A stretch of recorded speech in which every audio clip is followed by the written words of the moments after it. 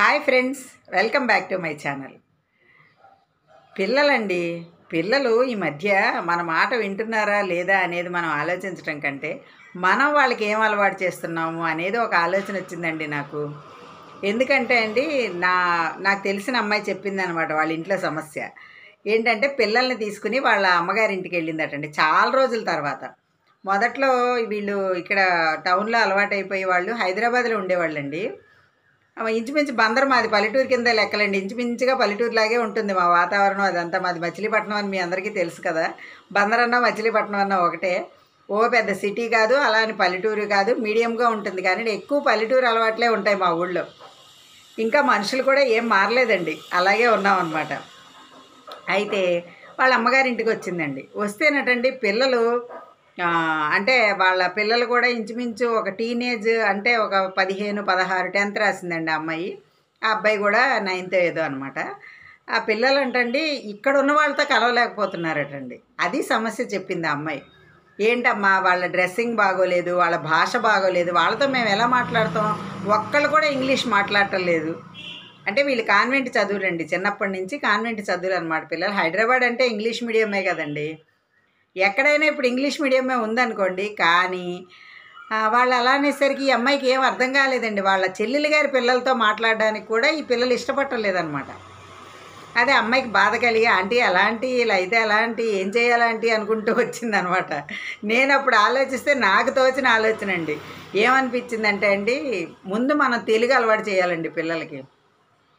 ఇంట్లో మనం స్కూల్లో పిల్లలకి ఇంగ్లీష్ నేర్పినా కూడా ఇంట్లో తెలుగు అలవాటు చేయాలనిపించిందండి. ఫారెన్లో ఉండి కూడా తెలుగు నేర్పే వాళ్ళు ఉన్నారండి.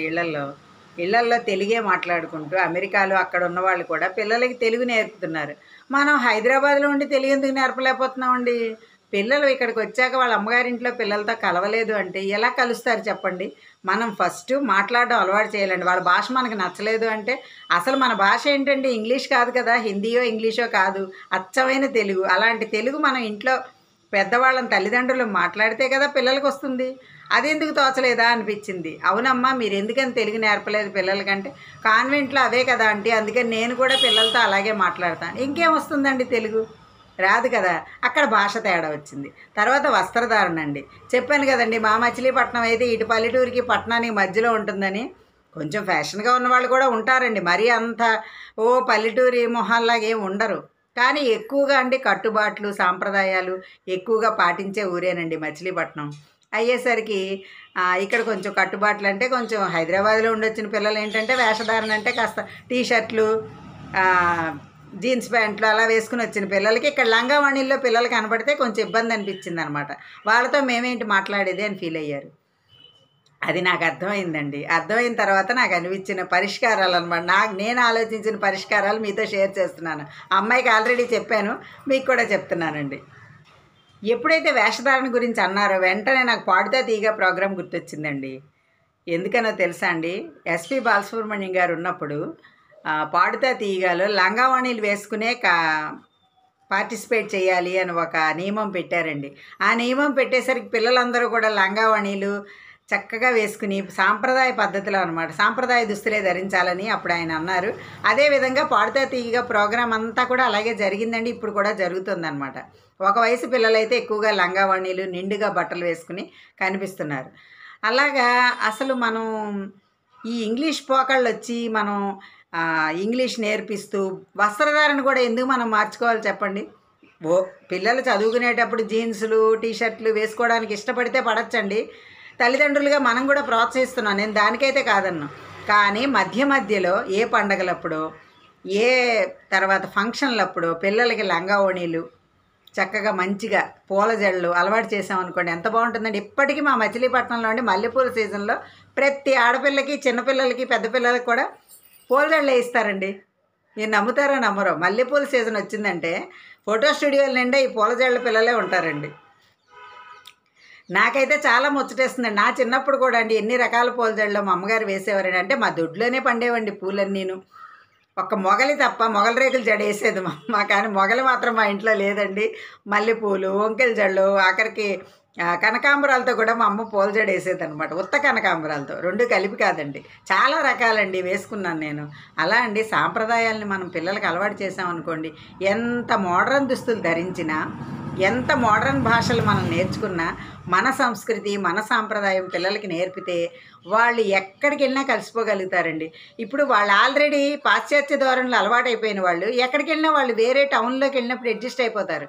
కానీ ఇప్పుడు ఇక్కడికి వచ్చి అమ్మమ్మ గారి ఇంటికి వచ్చి పిల్లలతో ఆడుకోవాలి అంటే వాళ్ళకు కూడా సాంప్రదాయ పద్ధతులు, వస్త్రధారణ, ఇక్కడ మన తెలుగు భాష అర్థమైందనుకోండి, వాళ్ళు చక్కగా పిల్లలతో కలవగలుగుతారు. ఏమంటారు? అసలు సమస్య అదే కదా.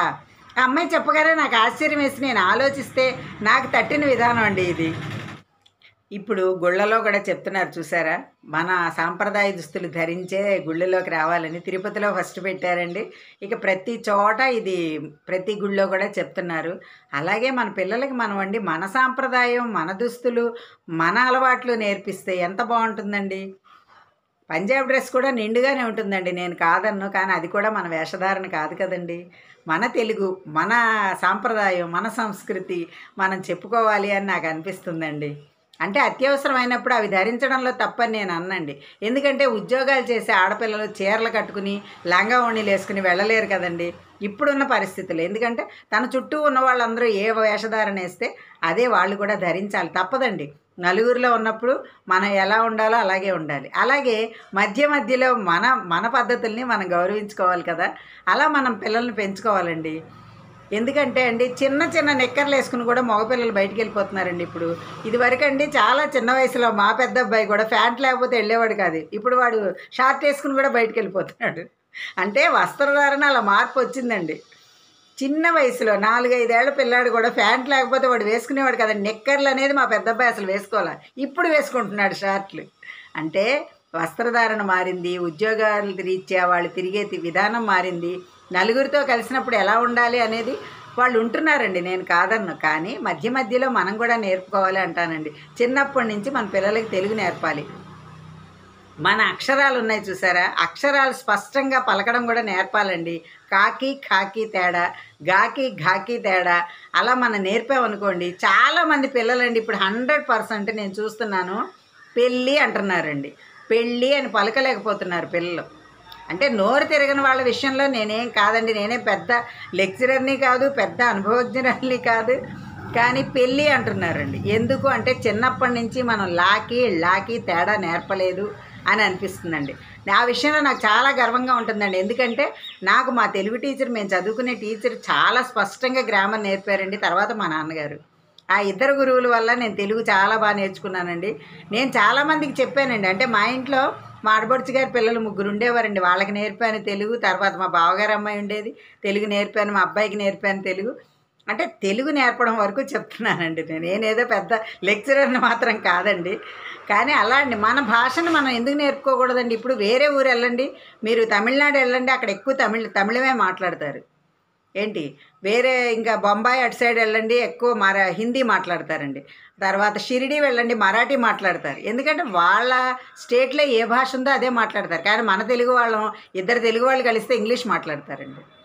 అలాగే మన పిల్లల్ని కూడా మనం చెడగొట్టుకుంటున్నామండి.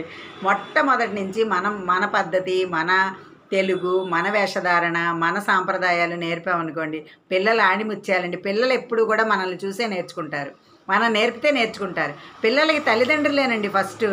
ఇప్పుడు నిన్న మొన్న ఒక ఇది చూశానండి నేను, చిన్న షార్ట్ వీడియో అండి. ఆ వీడియో నాకు చాలా బాగా నచ్చిందండి. ఎందుకంటే ఒక చిన్న పిల్ల లోపలికి వస్తుంది, వచ్చేసరికి తల్లిదండ్రి ఫోన్ చూసుకుంటూ కూర్చుంటారండి. అప్పుడు అమ్మాయి అంటుందన్నమాట, ఏంటమ్మా ఏం చేస్తున్నావు నువ్వు, ఇప్పుడు వచ్చావు లోపలికి ఏం చేస్తున్నావు అంటే, ఏం చేయడం ఏంటి నాన్న, నువ్వు అమ్మ ఏం చేస్తున్నారు. ఇప్పుడు ఒక అని చిన్న కథ చెప్తుందండి ఆ పిల్ల. ఏమనంటే, ఒక ఆవు దూడ ఉండి వెళ్ళి గడ్డి మేయకుండా ఎవరిదో చేలోకి వెళ్ళి ఆ వరిచేను తినేస్తుందటండి. అది చూసి ఆ పిల్ల కూడా వెళ్ళి ఆ చేలో తింటుందన్నమాట. అలా చెప్పకుండా ఇలా ఆవు చేస్తే దూడ ఏం చేస్తుంది నాన్న అని అడుగుతుంది ఆ పిల్ల. అడిగితే ఆ తండ్రి అంటాడు, ఆవే చేస్తే దూడ అదే చేస్తుంది, ఆవు చేలో మేస్తే దూడ కూడా గట్టును మేస్తుందా ఏంటి, చేలోనే మేస్తుంది అంటాడు. అప్పుడు ఆ పిల్ల చెప్తుందండి, చిన్న పిల్లండి, ఎంత ముద్దు మాటలతో. ఆ వీడియో నేను స్టేటస్ కూడా పెట్టాను, నా స్టేటస్ చూసిన వాళ్ళకి తెలుస్తుంది. అమ్మ నాన్న నువ్వు అమ్మ ఎప్పుడు ఫోన్లు చూసుకుంటే మాకు కూడా అవే చూడాలనిపిస్తుంది, మాతో మీరు గడపట్లేదు, మాతో మాట్లాడటం లేదు, చెల్లి నేను ఇంకేం చేస్తాను చెప్పండి అని అడుగుతుందండి. అబ్బబ్బబ్బా, నాకైతే ఆ వీడియో చాలా బాగా నచ్చిందండి. పిల్లలకి మనమే ఆదర్శంగా ఉండాలండి, మనమే నేర్పుకోవాలి. సంస్కృతి సాంప్రదాయాలు అన్ని విషయాలండి, మంచి చెడు కూడా నేర్పేది తల్లిదండ్రులవేనండి. అంటే ఒకప్పుడు నేను కూడా చిన్న చిన్న పొరపాట్లు చేశానండి నా పిల్లల విషయంలో. నేనేదో పెద్ద గొప్పదాన్నని నేను చెప్పను, నేను కూడా దిద్దుకోలేని తప్పులు చేశాను. కానీ అంటే ఇలా పెంచాలి అనే విధానం ఆ రోజుల్లో నాకు తెలియదండి, నాకు అవకాశాలు లేవు, నా పరిస్థితులు కూడా అలా ఉన్నాయన్నమాట అప్పట్లో. అందుకని పిల్లల విషయంలో నేను కూడా కొంచెం అజాగ్రత్తగానే ఉన్నానండి. అలా ఉండకూడదండి, ఇప్పుడు తల్లిదండ్రులు అలా ఉండకుండా చాలా జాగ్రత్తగా ఉంటారని ఆశిస్తున్నానండి. మీకు ఈ వీడియో నచ్చిందా అండి? నచ్చితే లైక్ చేయండి, షేర్ చేయండి. మరిన్ని వీడియోస్ కోసం నా ఛానల్ సబ్స్క్రైబ్ చేయండి. పిల్లల్ని మాత్రం చాలా జాగ్రత్తగా పెంచండి ఈ కాలం తల్లులు. ఓకేనా అండి? Thank you.